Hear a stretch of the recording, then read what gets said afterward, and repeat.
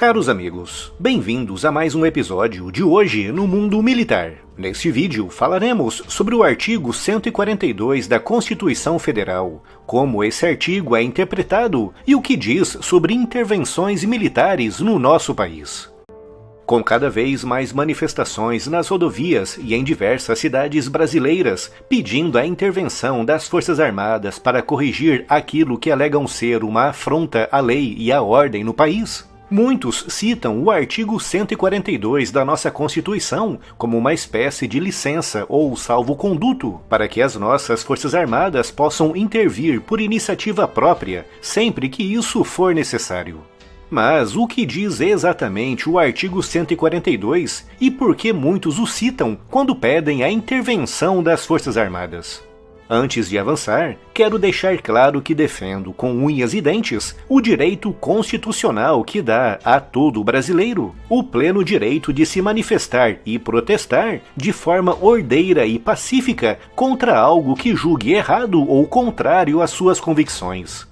Como qualquer cidadão, sou obviamente contra manifestações violentas e que causem dano físico ou patrimonial. Mas quero deixar claro que o objetivo aqui não é fazer um julgamento sobre as manifestações, mas sim o de esclarecer especificamente a questão título do vídeo.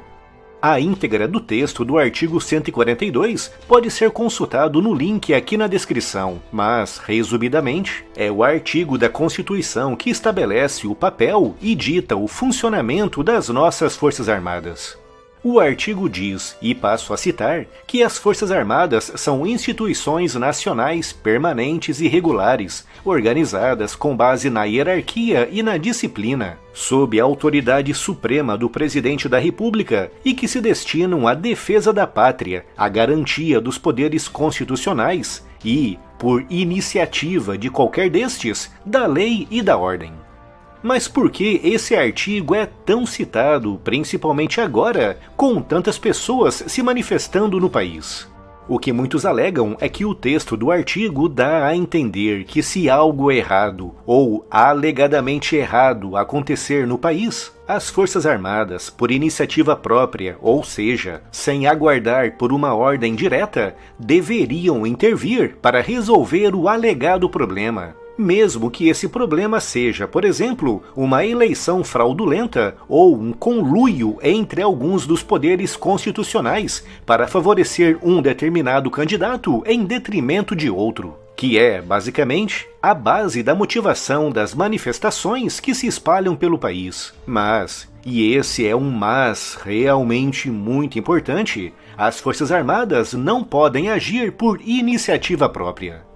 Em qualquer democracia do mundo, e me refiro mesmo a todos os países não ditatoriais, as Forças Armadas estão diretamente subordinadas ao poder civil e só podem agir a pedido do poder civil. E o artigo 142 deixa isso bem claro quando diz que as Forças Armadas se destinam a garantir os poderes constitucionais e, por iniciativa de qualquer destes, da lei e da ordem.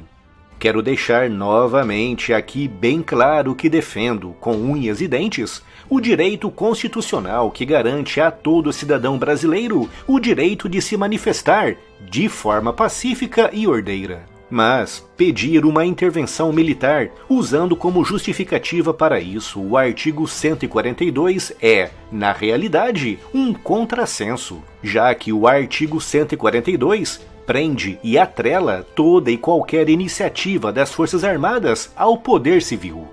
Alguns juristas defendem que as Forças Armadas são uma espécie de poder moderador e que por isso devem intervir sempre que surgir algum atrito entre os poderes constitucionais. Para esses, as Forças Armadas seriam uma espécie de juizado supremo, um quarto poder acima de qualquer outro poder constitucional, acima do presidente, acima do Congresso e acima do Judiciário. No entanto, o consenso, no Brasil e em outras democracias, é que essa interpretação é errada e que as Forças Armadas devem agir apenas se forem requisitadas.